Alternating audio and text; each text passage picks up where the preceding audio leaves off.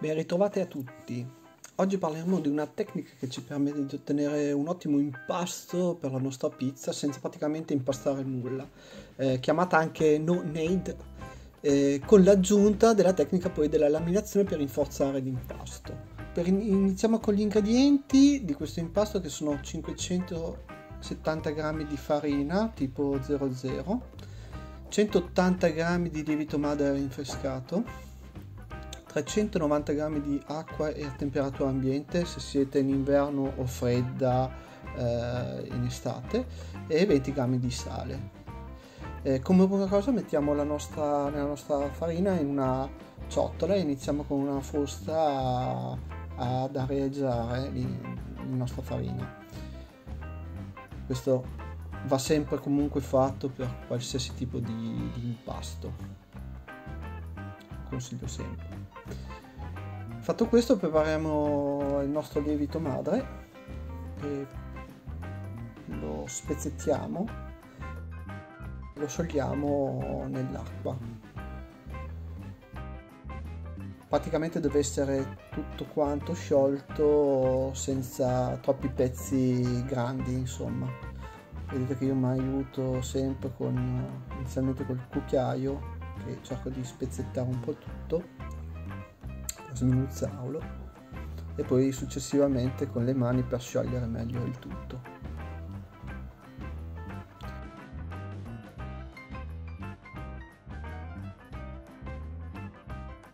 Una volta che è sciolto tutto, aggiungiamo il composto che abbiamo ottenuto alla farina.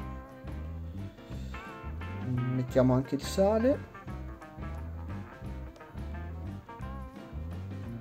e a questo punto iniziamo normalmente a mescolare l'impasto in modo abbastanza grossolano, quindi non è importante in questa fase mescolare bene l'impasto. L'unica cosa fondamentale è che tutta l'acqua sia stata assorbita dalla farina.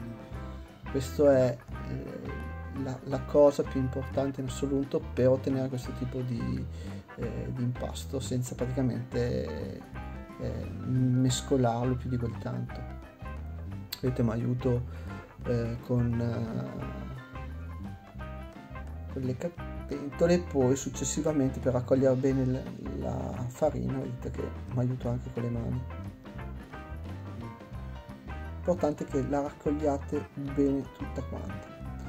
Fatto questo, semplicemente copriamo con una pellicola o con queste coperchi di gomma e la mettiamo in frigorifero. Qui inizia la magia praticamente. Appena tolto dal frigorifero vedremo che l'impasto si è praticamente formato da solo. Vedete che praticamente si è già formato il glutine. Il nostro pasto è già tutto molto elastico. E qui introduciamo il nostro trucco con questa antica tecnica. È la tecnica della laminazione o cilindratura. È una tecnica di rinforzo praticamente dell'impasto. Questa tecnica è ideale per migliorare gli impasti cosiddetti duri, che hanno una bassa idratazione, ad esempio anche quelli che con 55 o 65%, insomma, e che hanno farine con poche proteine, quindi poco glutine di fatto. Quando avete impastato gli ingredienti, in pratica il lievito inizia la fermentazione, no? E incomincia a mangiare gli zuccheri. Se lasciamo l'impasto senza lavorarlo dopo diverso tempo, la fermentazione inizia praticamente a rallentare, e questa operazione genera dei prodotti tossici che di fatto poi vanno a bloccare la fermentazione, o comunque gli effetti sono molto più rallentati.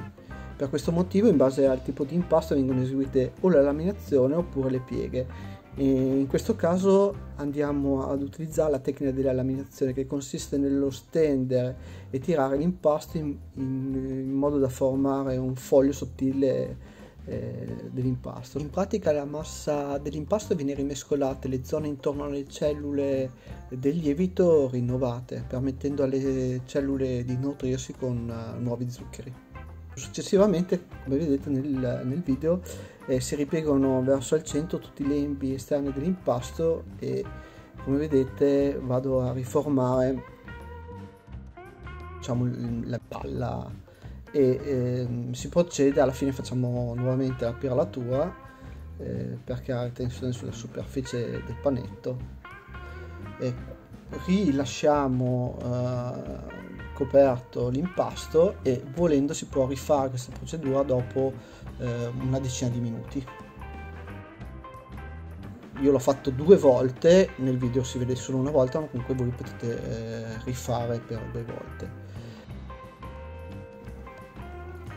A questo punto facciamo la formatura una volta lasciato riposare l'impasto. Io l'ho lasciato riposare ancora in frigorifero per un'altre 24 ore circa. A quel punto si tolgono e si fanno subito, quando anche l'impasto è ancora freddo, i panetti.